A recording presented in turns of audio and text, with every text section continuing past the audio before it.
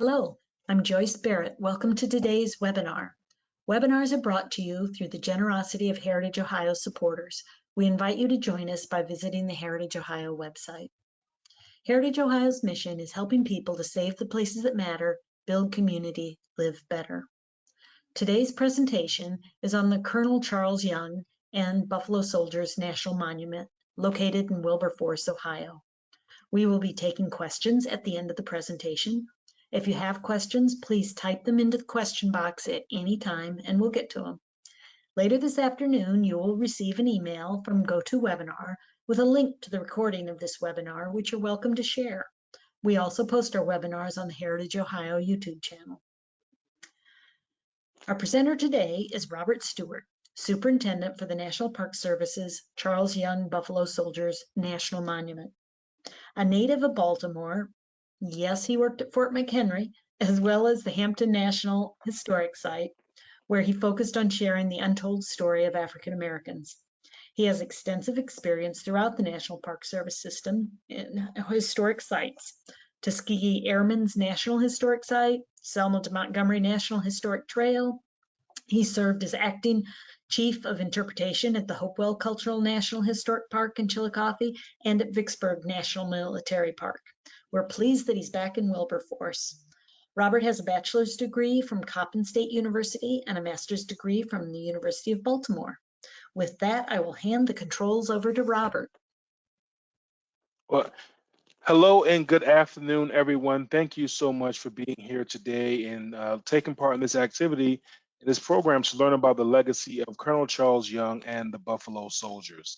I'm honored to be currently serving as the superintendent of the Charles Young Buffalo Soldiers National Monument here in Wilberforce, Ohio, as previously shared. And we tell an interesting story. We're one park where we have two equal stories: the legacy of Colonel Charles Young and the Buffalo Soldiers, who served our nation from 1866 all the way up till 1952. So there are many Buffalo Soldiers still with us today. In fact, one of our more senior volunteers at the park is a Buffalo Soldier, a World War II Buffalo Soldier who recently turned 97 years old, Mr. Harold Johnston Warren. So this story is something that people think about that was so long ago, but we still have Buffalo Soldiers here today.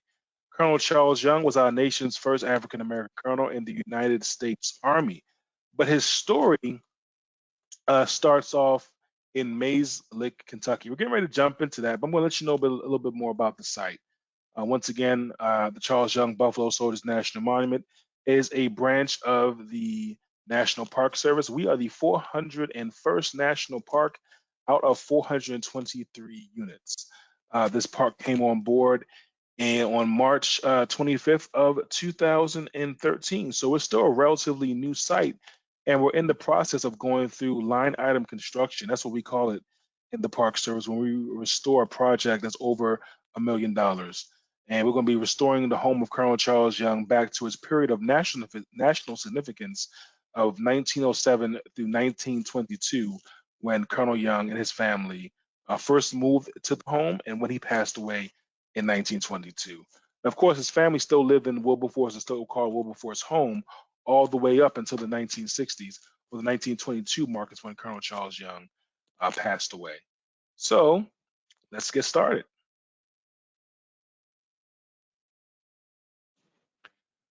Humble beginnings in Mays Lick, Kentucky. That's how Colonel Young's life starts off. He was born March 12, 1864 in northern Kentucky, in Mason County, Mays Lick.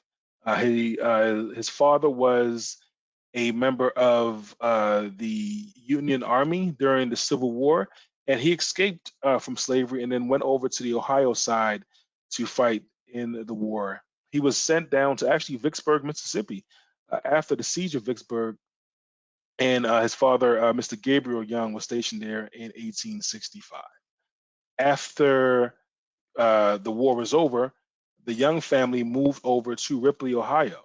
But before we move on to that slide, we'll talk about the cabin that you all are looking at right now, and that is a picture of Colonel Young as a baby. That is not his hair in the photo. Back then, they had the face was just imported into the actual already pre-made background.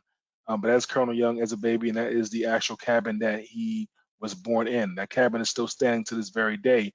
And every March, we have a program called the Pilgrimage Bus Tour. We couldn't do it last year, but every other year besides last year, we would take a group of students from the local universities, young folks, all together, and take them down to Colonel Young's birthplace in Kentucky. He was raised in Ripley, Ohio. Ripley, Ohio was a abolitionist town during and before the Civil War. It's known for having many abolitionists such as John Parker and John Rankin.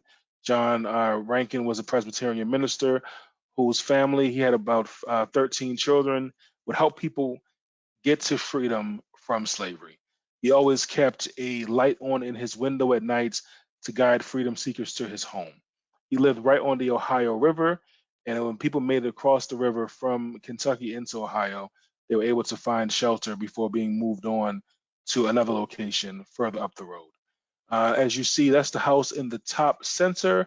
The home on the bottom right-hand side is the home of John Parker, where Colonel Young spent a lot of time when he was a kid. He learned how to read and write from his maternal mother, or his mother and maternal grandmother, Julia Bruin, and his mother, Arminta Young. Um, Colonel Young's mother was educated. However, his father was someone who would be considered to be a field hand, as it was in that time frame. And his family story is very interesting because his mother instilled in him the education side of things. But I'm sure his father did the same thing as well. But his father taught him the caring of animals, horsemanship, how to take care and cultivate crops, is also how to be a soldier. His father serving in the Union Army and actually being a member of the Grand Army of the Republic Veterans Organization after the Civil War. So when those skills came together, when Colonel Young would go on later on in his life to become a cavalry officer, those things came in hand because you have to be educated to be an officer in the United States Army, but you also have to know how to deal with animals, especially your horse, and be a horseman in order to lead troops on horseback. Colonel Charles Young, after his time in Ripley, Ohio, went on to serve. Hold on one second.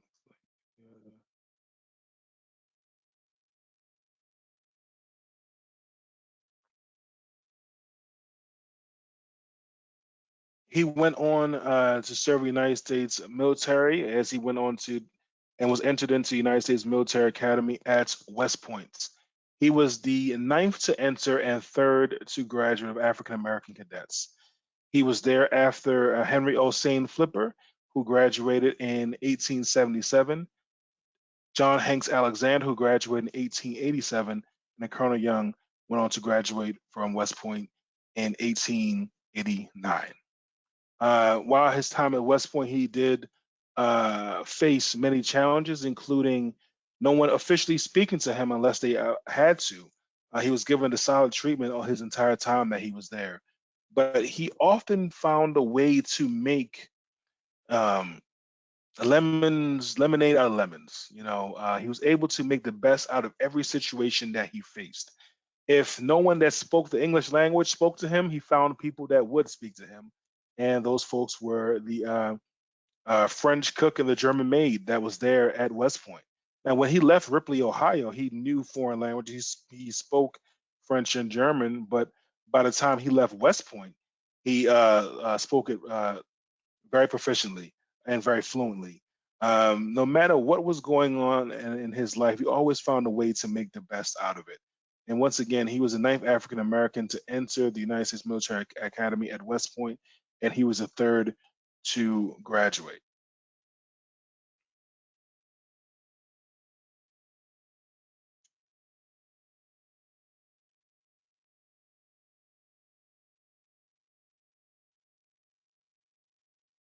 As you see, you have Colonel Young's photos from his time at West Point.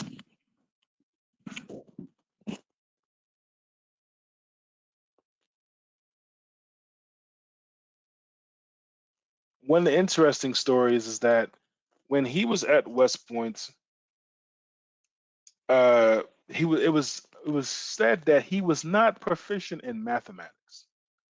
The interesting thing is that a year before, when he was at teaching at the school in Ripley, Ohio, after he graduated at the top of his class, he taught mathematics, he taught geometry, he taught various math-based skills and classes to students there.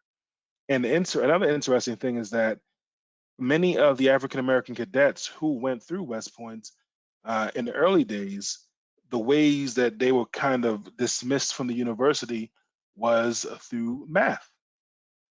Well, Colonel Young, during his last year, was tutored by a man by the name of George Washington Gutierrez.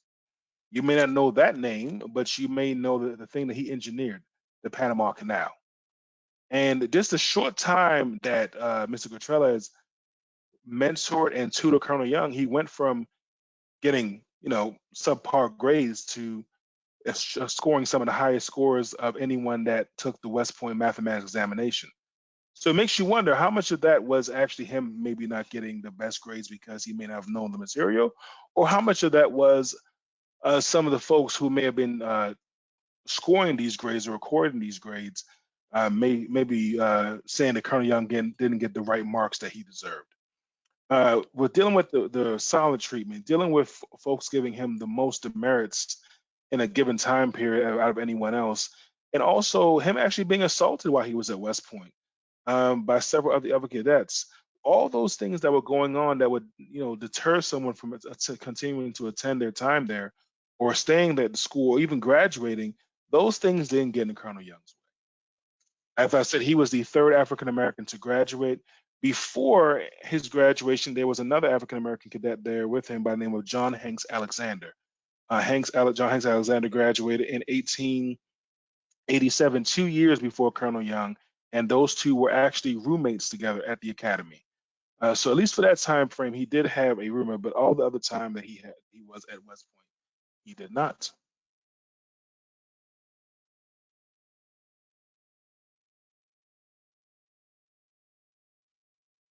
Shortly after graduation, Colonel Young was actually appointed to the 25th Infantry, but he had his heart and mind set on being a cavalry officer. So he actually wrote to the War Department. He was actually placed with the 9th Cavalry out west, then the 10th Cavalry over at Fort Robinson, before getting a detached service assignment to Wilberforce University. Remember how I mentioned John Hanks Alexander before, who was the roommate and the second African American man to graduate from West Point with Colonel Young? When he graduated in 1877, he was ahead of Young, and he went out west to serve with the Buffalo Soldiers. And at first, he was given a detached service assignment to go to Wilberforce University. He arrived at Wilberforce in the early part of 1894, and he was there getting in the community, getting to know everyone, walking around, shaking hands, all that good stuff that you would do when you're first moving into a new community and you're getting ready to start a major program. He went up to Springfield, Ohio, which is about 20 minutes away from here by car today, and he was getting his hair cut in Springfield. And he complained about a pain in his chest and a really bad headache. When John Hanks Alexander arose from the barber's chair, he collapsed and he passed away. The next person in line that could have possibly have done this program would have been Colonel Charles Young. But the problem is he didn't have all the time in that John Hanks Alexander received. So he was actually able to get a detached service assignment as well to Wilberforce University. And when he came here in 1894, he started the first military science and tactics program to teach African Americans to become military officers at Wilberforce University, which was the first historically Black college university that's privately owned and that was made by African Americans, which is still in existence to this very day. And the Marauder Battalion, as it's now known, the military science and tactics program that Colonel Young started, is still in existence today. However, it now services students from Wilberforce University, Central State University, Wittenberg University, and Cedarville University. along with Colonel Young being the first African American military science and tactics instructor for African American cadets. He was also the first acting superintendent of a national park when Colonel Young was stationed in 1903 at Sequoia and General Grant National Park, now known as Sequoia and Kings Canyon National Park. Sequoia is known for having some of the largest trees in the world. One of them being the General Sherman tree, which Colonel Young actually was the first one to put a fence around to protect.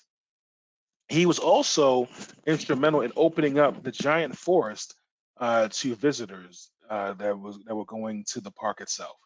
The giant forest is still in a very remote area today, but if you ever get a chance to travel to Sequoia and Kings Canyon National Park now, you'll be able to see the General Sherman tree. You'll also be able to see a Booker T. Washington tree, and you'll also see a Colonel Young tree.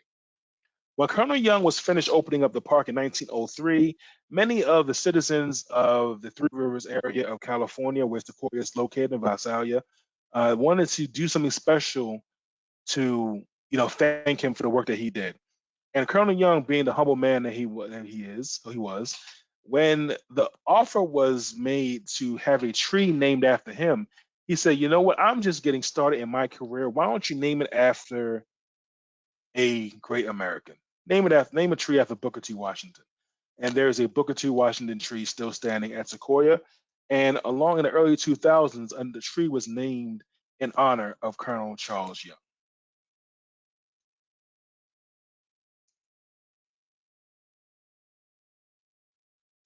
He's also a recipient of the 1916 NAACP Spring Arm Medal for the work that he did in Liberia, where he helped the nation's infrastructure of Liberia, as well as helped to train the Liberian Defense Frontier Force overseas while he was a military attache, with Colonel Young being the first African American military attache to both Haiti and Liberia.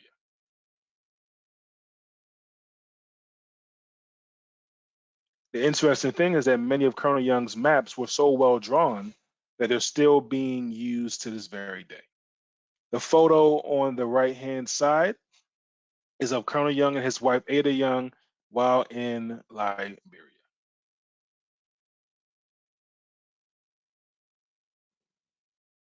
It's very interesting that sometimes we look at these historic figures, sometimes we look at these folks who are uh, famous for the work that they did in the past. You sometimes look at them on their own. You kind of look at them as someone who just showed up and had all of the tools and the skills put together. He had it all.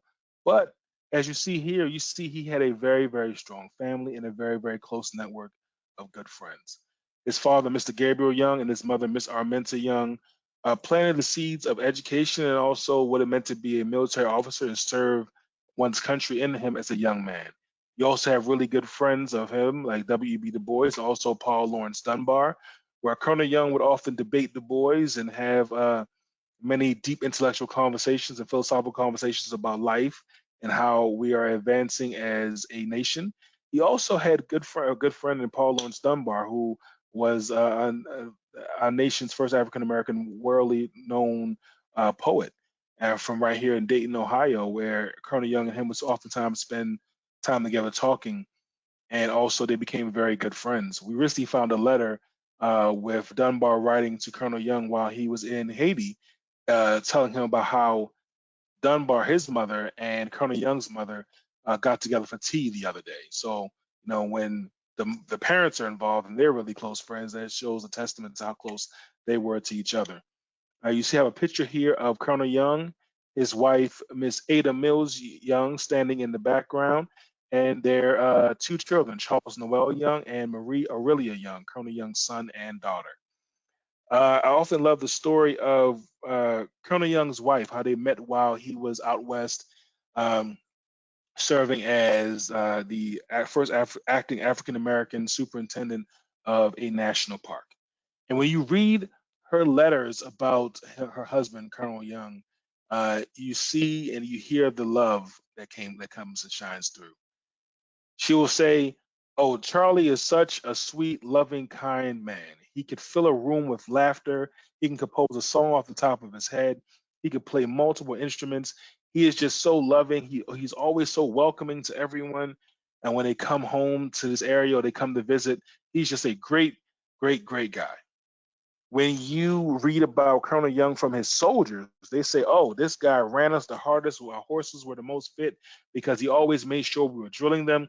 He gave us very detailed instructions. He told us when to get up, when to go to sleep, when to think, when to eat, when to breathe. He was always on us, but he always made sure that we were taken care of.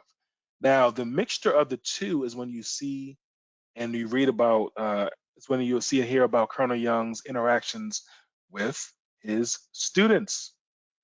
His students would say Colonel Young was a very, very strict professor, with him being the first African American professor of military and science and tactics at a university. But on weekends, he would invite us over for cocoa. He would talk to us and have us out on the front porch, and we'll talk about life. We'll talk about what we want to do with our military career. We'll talk about guidance. We'll talk about things that we would want for our families and our future. And Colonel Young's home was always open to his students. Also see Colonel Young sitting on the front porch with a man who looks just like FDR, President Franklin Delano Roosevelt. That is not President Franklin Delano Roosevelt. That is a man by the name of Samuel B. Pearson, who served with Colonel Young and the Buffalo Soldiers out west and in the Philippines. In fact, on the very next page of what I'm getting ready to show you, you'll see a picture of Colonel Young with his troops in the Philippines, and sitting next to him to his right, this is Colonel Young right here in the middle. The man sitting right next to him to his will be his left, our right is Samuel B. Pearson. We also have several other pictures of Colonel Young on campaign out west during the punitive expedition into Mexico, and also the cross sabers of the cavalry, which Colonel Young was originally a member of the 9th Cavalry, then a member of the 10th.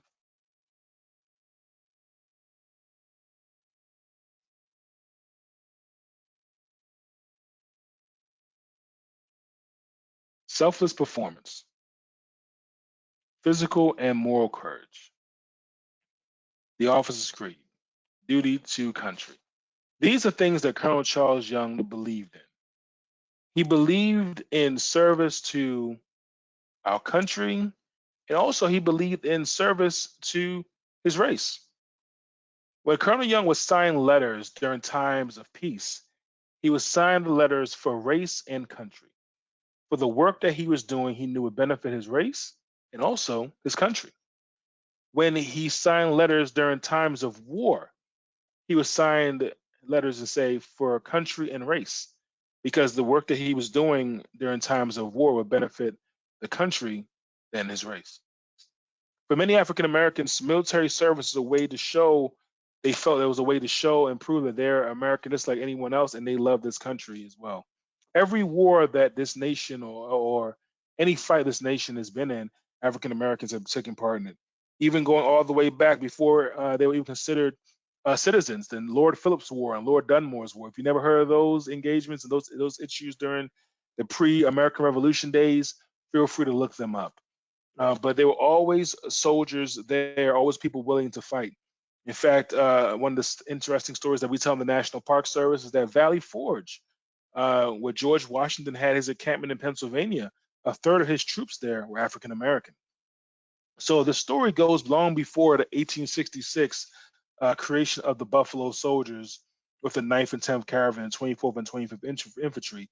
This story goes on even to this very day with the soldiers who are still serving in our armed services.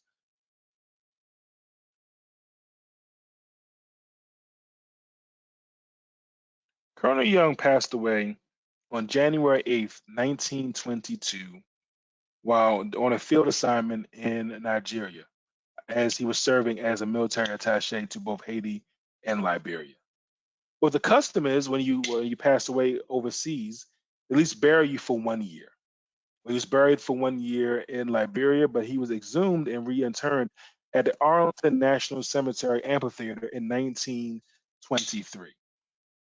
He was the fourth African American, well, the fourth person in general to have a ceremony there at Arlington. And this is one of those things that he was held in very, very high esteem. There was even a parade that went all the way from downtown Washington, D.C., over to the amphitheater at Arlington National Cemetery, where he's still entombed today. His legacy continues. You have Benjamin O. Davis Sr., who was the very first African American general in the United States Army.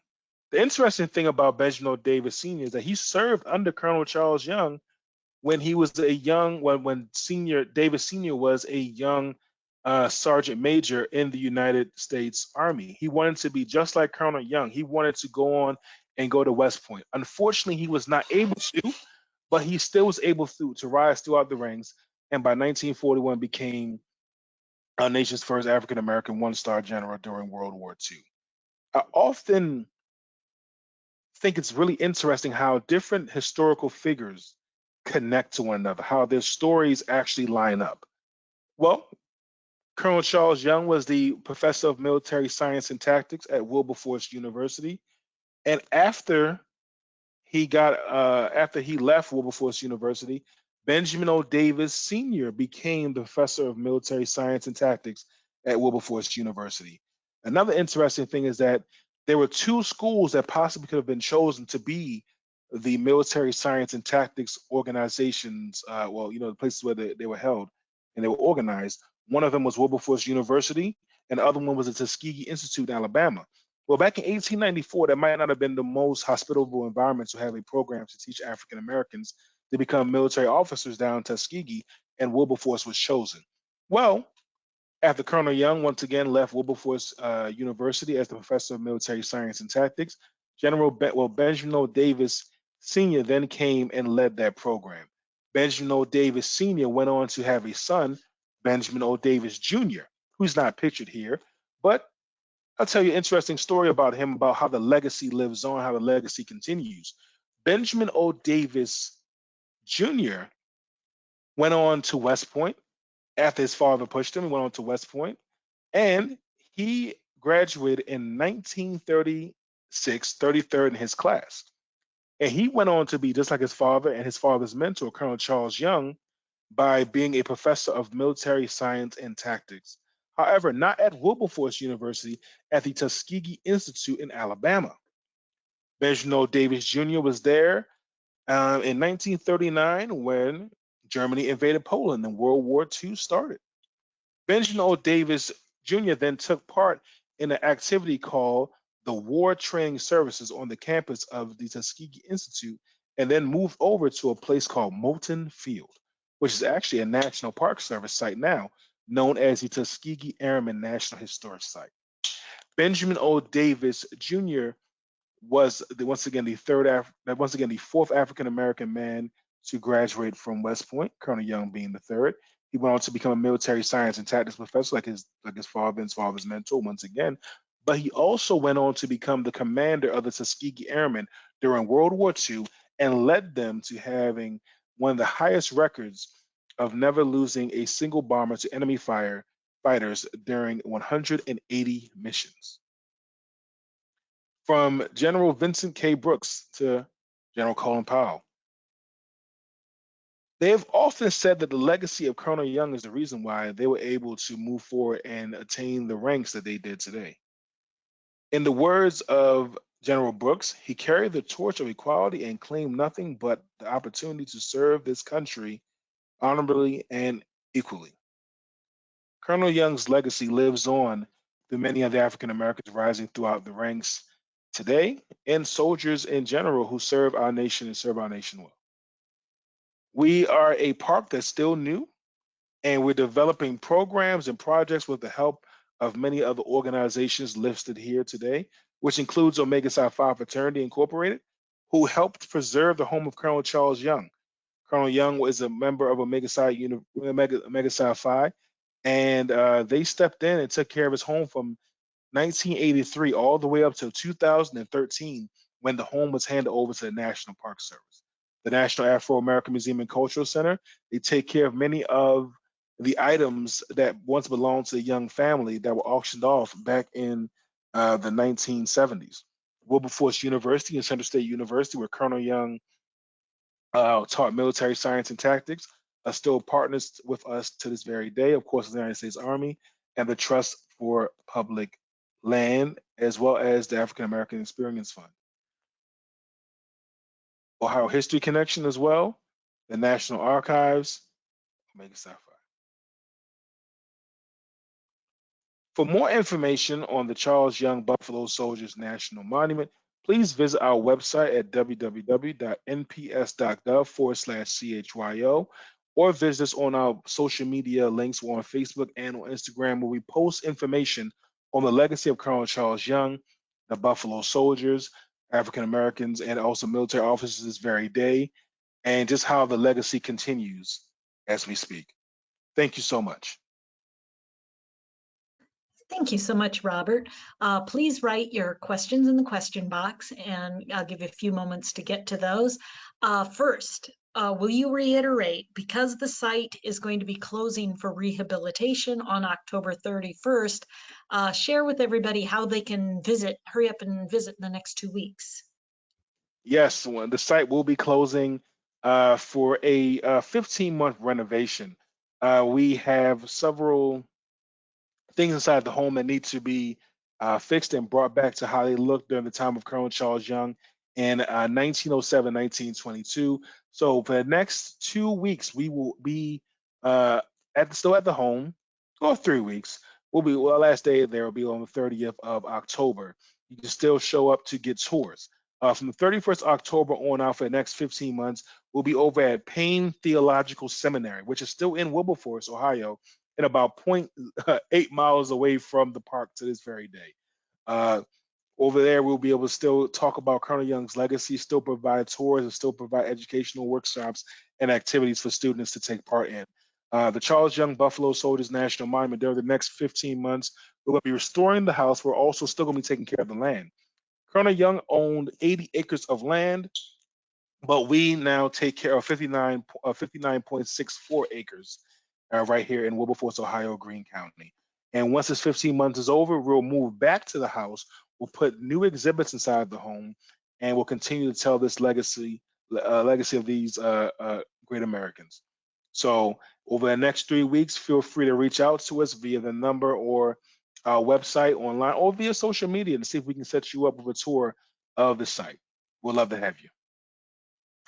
Thank you. And for those people who are attending the Heritage Ohio Conference next week, on next Wednesday, we'll be having a luncheon at 12:30 at the Afro-American Museum. And we're going to work with Robert to do a quick little tour after the luncheon. So that's a little add-on for the conference for those of you who might be attending.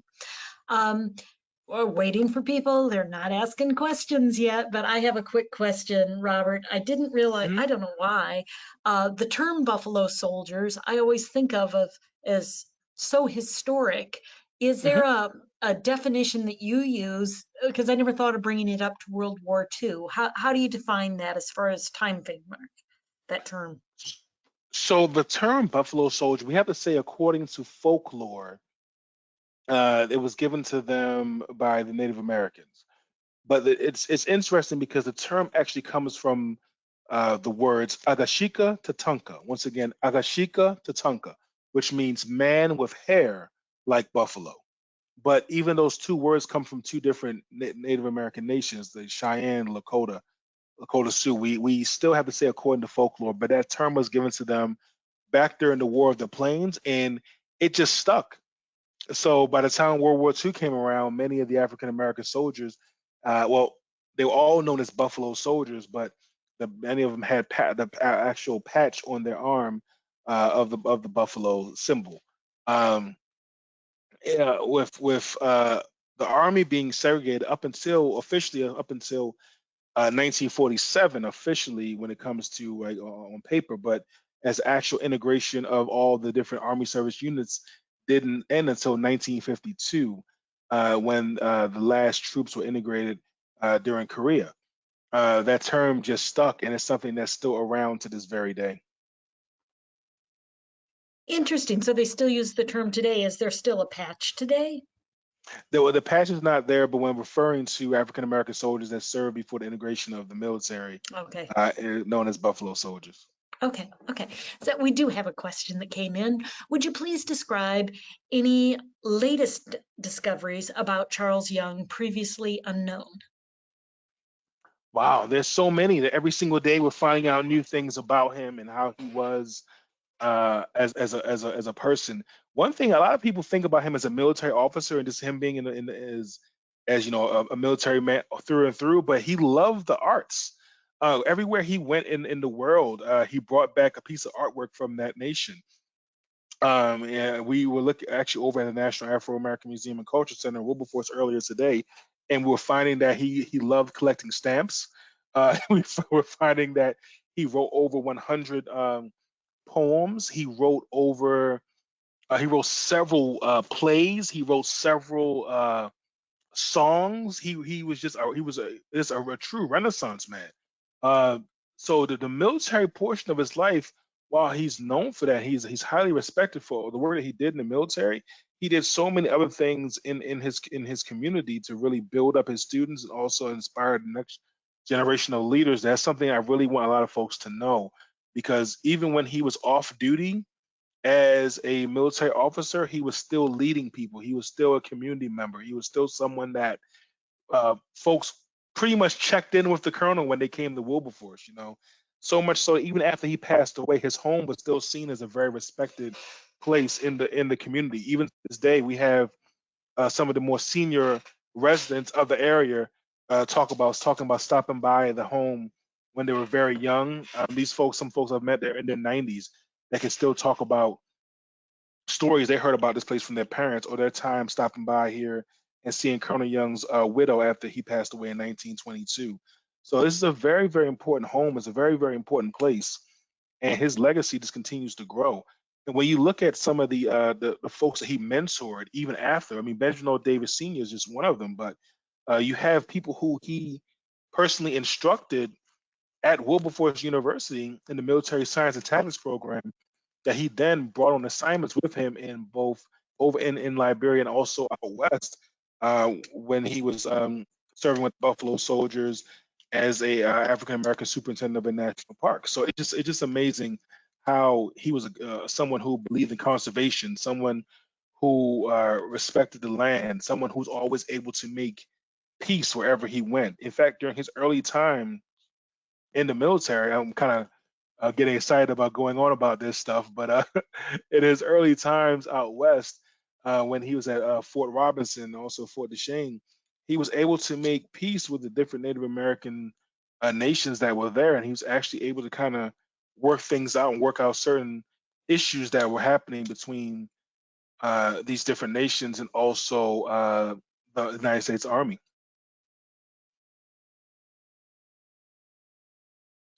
Okay, we have another question that's come in.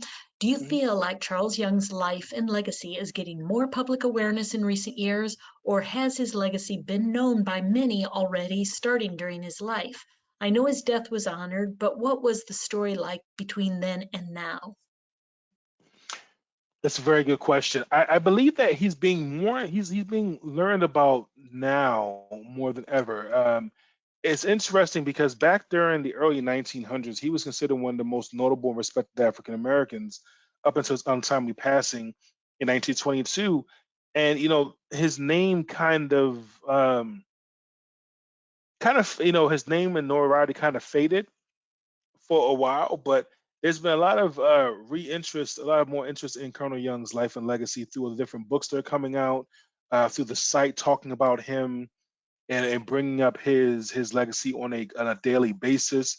There's been more interest in the work that he did during the early stages of the military attache program, the United States working with other nations, also with what he did in the national parks. We're talking about these different things more and more these days, and that's bringing up his legacy even further. When you talk about African Americans leaders in the United States military, it goes back to Colonel Young really being the one to step forward, and of course there were leaders before him, but he rose to be the first African American to achieve many different ranks, including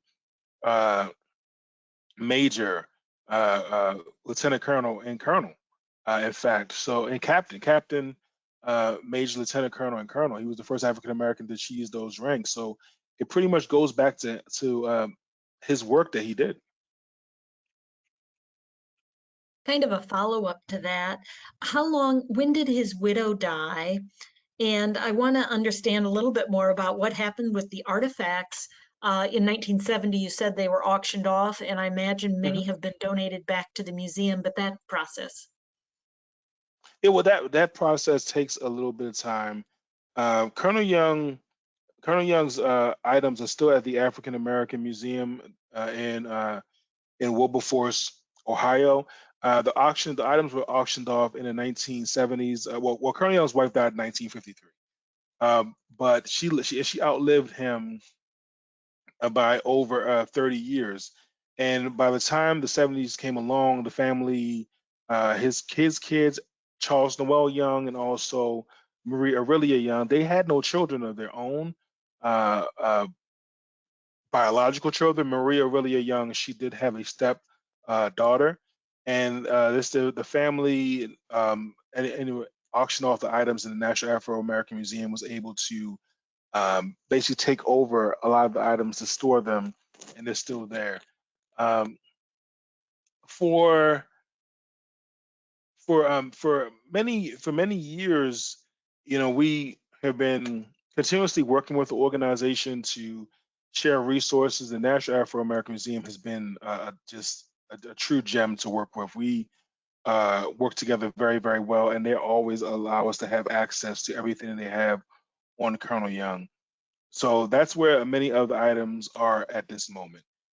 His wife, once outliving him by 30 years. There were some rough times for the family, of course, dealing with the Depression, Great Depression, and also dealing with just how things were for many African Americans during the mid 1900s and the things they faced. But his family was still very respected in the community. Okay, thank you. We haven't seen any more questions come in. You certainly, you can see that under the handouts box, I put a copy of the PowerPoint that Mr. Stewart presented today, if you'd like to download that. Of course, I want to thank everyone for attending today. Our next webinar will be Wednesday, November 17th with Melinda Huntley of the Ohio Travel Association. She will be presenting on their new program, Epic Experiences, at 1 p.m. Heritage Ohio is hosting our annual conference next week in Springfield, October 18th to 20th. Yes, you can still register. Please visit our website at heritageohio.org to find out any more. And I still don't have any more questions coming in, but Robert, thank you so much for sharing your expertise, and I hope that we've motivated our attendees to visit sooner rather than later, but they'll have it on their bucket list for things that they must get to in Ohio. Awesome. Thank you so much. Thank you so much. Okay, we'll see you later. Thank you, everyone. Goodbye.